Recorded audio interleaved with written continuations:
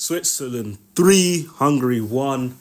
And yeah, it's a great start for Switzerland, to be honest. So, got to give them props. Hey, Switzerland, they're still running through the old guard. Shaqiri's in the squad.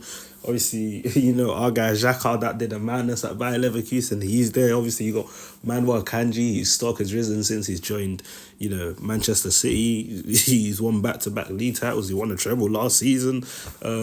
Yeah, man. Obviously, Freuler in midfield. He's still knocking about. You've got Ricardo Rodriguez still there. You've got Shaw from Newcastle. I'm telling you, this Switzerland squad ain't bad. But listen, Hungary going into this game, you know, I think collectively, outsiders, we probably would have expected more from Hungary. Hungary, I can't lie, I think they dunked on England twice. They dunked on England twice, man. Home and away. And yeah, in qualifiers, they were superb. Like, they've been on great form. They've been on great form. But the thing is, with these international tournaments, you can be in the best of form and then get there and it's a bit of a weird one. Or you could be in, sticky patch and then all of a sudden things start clicking. But, first off, I have to give Switzerland credit because they were controlling. You see Xhaka, he was doing up controller. Like, he was just controlling. It was lit, man. And that's the thing. I think over the past few years, I think people have been able to, realize, yeah, Xhaka's actually a cold player, I'm telling you. But obviously, we know Switzerland, he's always, showing his ability and stuff because the role that he plays suits him. But I felt like it was interesting because it was only until his last season at Arsenal or like the last 18 months anyways, where we really, used him according to his strengths. And he remarked, like, earlier on in his career that he feels like he's a false 10. Hence why he wears the number 10 for Switzerland. But yeah, Switzerland first half, they were breezing, bro. First and foremost, it was a brave decision to start Dua. Obviously, Embolo's had injury problems, only made 5 League One appearances. The season that's just gone back, or we're still in the season basically, only made 5 league appearances because obviously he had an ACL. So Switzerland, it was interesting to see them start, Dua up front. And listen, this is only his second appearance. Literally, he got 45 minutes in the tank pretty much like a week or so ago. So it was very interesting, to see him actually lead the line. And he's 27, he's not no spring chicken. Like, he's been, here a while and stuff like that. But sometimes, in football, you always see these late bloomers pop about. And look, Dua looked like he was on it today. He looked like he was on it. Literally, 12th minute in, the pass comes from Abisha. Like, it's a lovely through ball. And first and foremost, you got to give Akanji credit, who actually threaded the pass between the lines into Abisha, and Abisha's, through ball was accurate as ever. Dua's run was fantastic. Gives the keeper the ice and slots it in. And that's pretty much within 60 minutes of international football for him.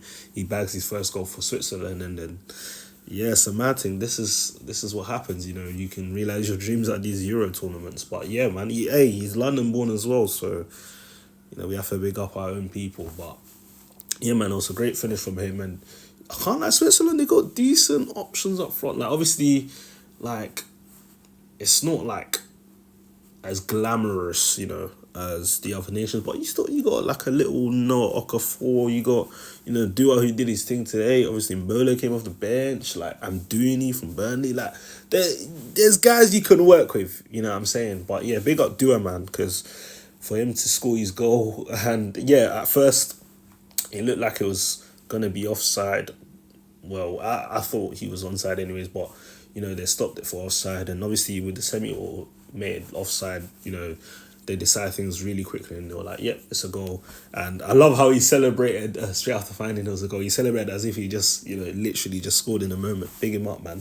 Quick little sidetrack though. It's weird how we haven't had semi-automated offside earlier. Like, only the season that's coming up, 24-25, that's when, we're going to have it. It feels like we should have had it time ago, but, it's a weird one anyways. But yeah, it worked perfectly fine. And so far, during this tournament, VAR's been spot on. I always say, personally for me anyways, VAR's not the problem.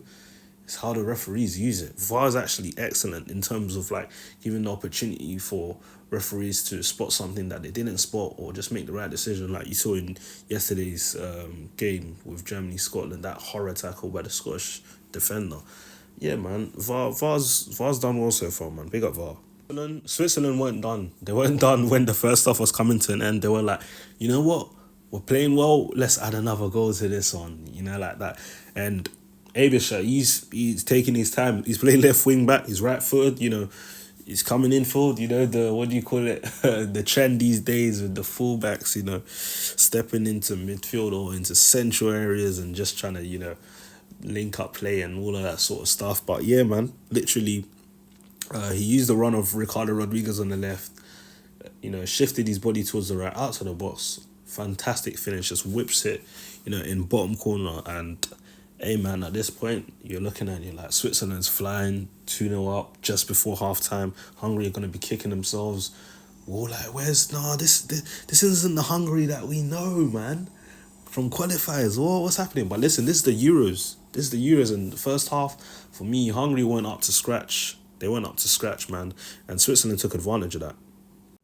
Second half, though, was more improvement for Hungary, to be fair. Hungary realised, hold on, we can't just be sitting around and having this. And, they started to come to the party. Szoboszlai, who had actually a quiet first half, he started trying to, make things happen. Shalai, yeah, I can't lie, Shalai was cooking. Shalai was cooking. But yeah, listen, they were trying and trying, and the warning signs were there because Varga even had like a headed attempt that he should have scored before this one. And he didn't manage to score that, which was a surprise. But obviously, second time round, he makes no mistake. On the left-hand side, Szoboszlai puts in a wicked cross with his right foot. And it's one of those crosses that are so beautiful because you don't have to just smash it across. Just a lovely float across, inviting cross. And listen, Varga doesn't make the mistake second time round. He nods it in. And at this point, we're like, okay, cool. Switzerland, how are you going to manage this game? Hungary are well in this game. It's a bit of an interesting one. Can, Captain Xhaka, can he, hold the troops down and stuff like that? It starts to look really interesting.